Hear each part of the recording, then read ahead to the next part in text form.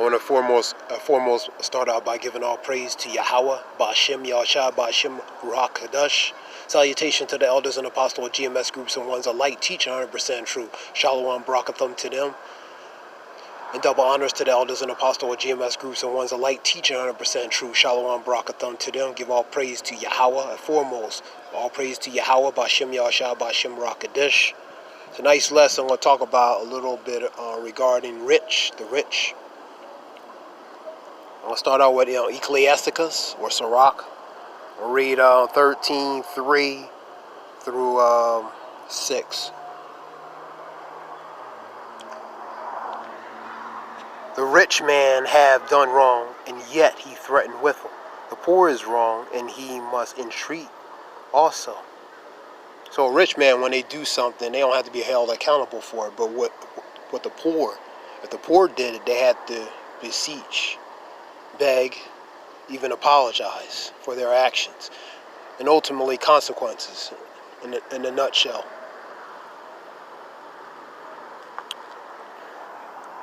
If thou be for profit, he will use thee, but if thou have nothing, he will forsake thee. That relates to a rich or any individual they seen that can capitalize on somebody by using them. If they can exploit them and capitalize them, they'll do that. But specifically for this, for a rich man, if he sees something he can gain from it by using somebody, exploit them from a monetary aspect, hypothetically, he's going to do it. You know what I mean? And they'll use you until they no longer can use you. A prime example of that is these NFL players, entertainers, etc. Number 5. If thou have anything, he will live with thee. He will make thee bear, and will not be sorry for it. So basically, it's basically using you for their own interest, man, and pretty much draining you dry in the process. And after they done with you, pretty much they'll discard you, and pretty much you're no use to them no more. Like I said, that's exploitation, especially for the rich among the poor, because the rich have the power, and the poor had to go to the rich because they're at the mercy of them. The rich will be the owners. That's why the owners, they own you. And the poor are pretty much the people who labor their hard work, their body, and things so to make them rich. Number 6. If ye have need of thee, he will deceive thee. He will smile upon thee and put thee in hope. He will speak thee fair and say, what wantest thou? So when you need that individual the most to help, when you're in a dire situation, you say, what you want? What you want from me? But in the process, they'll use you for whatever gain, for whatever interest they need on their side. But in the same return, when you need them, they act like they don't know you, and they act like they don't want to help you. And that's the major relating to this society, man. The two-faced duality of this society. You know what I mean? You got a bunch of hypocrisy, man, and wickedness. Now, those verses talking about caution on who you deal with. Caution regarding association, whether from a business or personal. I'm going to read Proverbs 14 and 20. The poor is hated even of his own neighbor, but the rich have many friends. We'll break it down. The poor is hated even among his own neighbor because he's poor. He has nothing. He's looked down at. He's despised. But the rich have many friends. The rich have many friends because guess what? The rich have a lot of things. They have substance. They have material. So of course they're going to have friends. And with all those things, it's going to magnet. The rich are like a magnet. They attract both the good and bad towards them. I'm going to read Proverbs 22 and 7.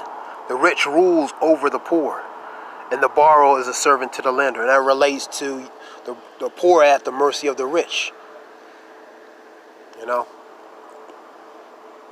and the rich going to rule over. You know, I mean, they're the ones in power. The poor are in destitute. They're the ones in need. So they need the rich, and they have to ask them for everything. I'm going to read a few verses. I'm going to read Proverbs 18 to clarify that.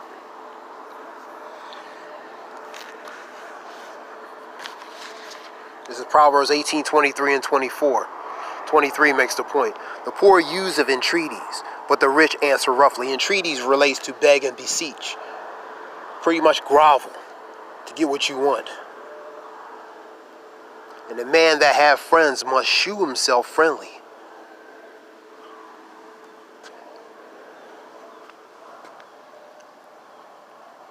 And there is a friend that sticketh closer than a brother. Now 23 makes the point. For the rich can pretty much, being at the mercy of the rich, they can treat you, they can disregard you, disrespect you, because you need them, they don't need you. And that relates to how they deal with the poor, man. You know what I mean? How they deal with the poor. But the rich fail to realize they have to answer to somebody that's a higher position and power to them. That's Yahweh Shem Yashah. And he's going to deal with them accordingly. I'm going to go to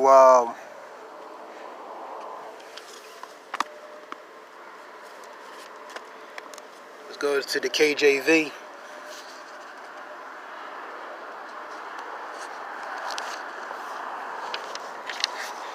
(11:4). Riches, Proverbs 11:4. Riches profit not in the day of wrath, and righteousness deliver from death. So in the day of wrath, the riches of a rich man are not going to help him from judgment. They're not going to save him from that day of wrath, which is judgment. That's why these rich elites are hiding in these bunkers, going in outer space, making these underground tunnels and cities, thinking they can escape judgment. But the reality is they can't. Their riches and all their resources are not going to protect them on that day of wrath. So that's a false pride, a false sense of hubris, confidence that these elites and rich have, thinking they're going to supersede judgment and Yahweh Shem Yashah ultimately.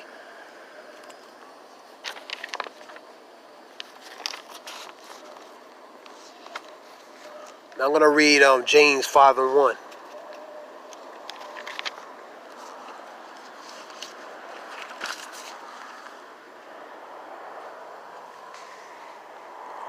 James 5:1.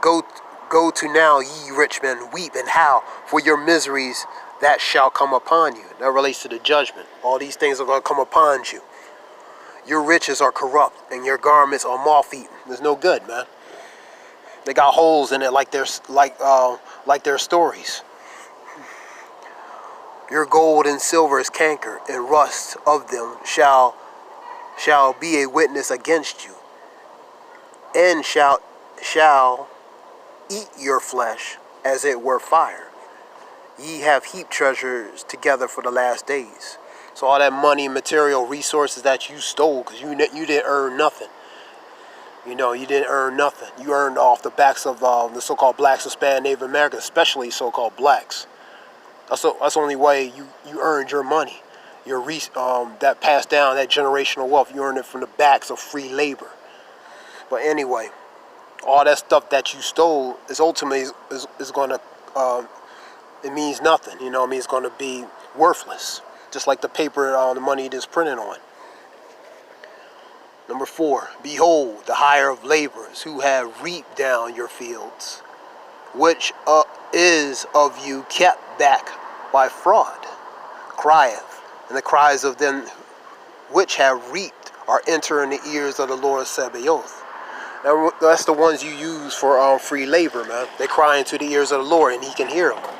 And he ultimately is going to do something about it.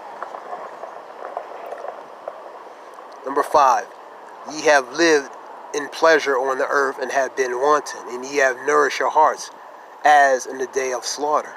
That relates to pretty much live deliciously on this earth, and you have lived deliciously. This is the Lord put the power has been given in the hands of the wicked. You know what I mean? In Job 9:24. So this is your time of rulership. So live it up. But your time is coming to an end. You know what I mean? So, so you live You live with pleasure, you live deliciously, relating to pretty much free labor.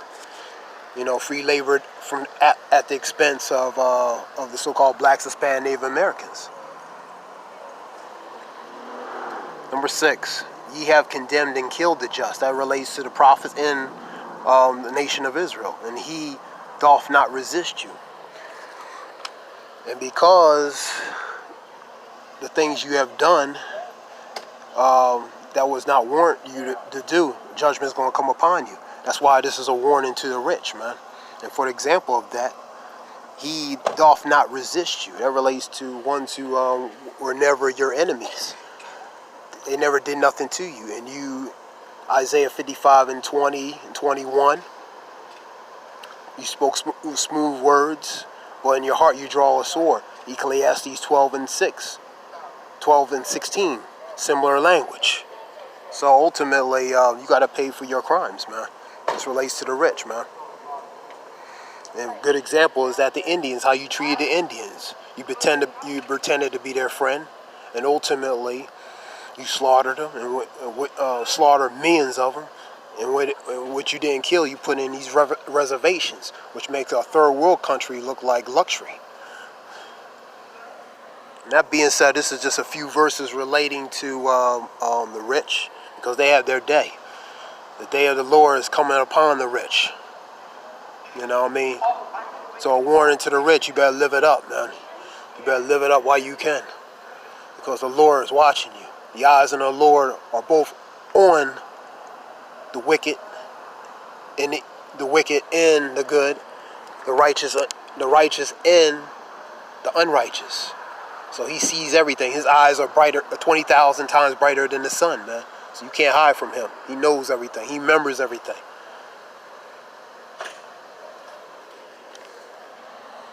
So that being said, I'm going to begin to end this. I'll give all praise to Yahweh, B'Shem Yahushua, B'Shem Rakadish. Salutation to the elders and apostles, GMS groups and ones alike. Teach 100% truth. Shalom, Barakatham to them. Give all praise to Yahweh, B'Shem Yahushua, B'Shem Rakadish. I hope this edified someone, whoever's listening. And most of all, thank you for listening, and shalom, thanks.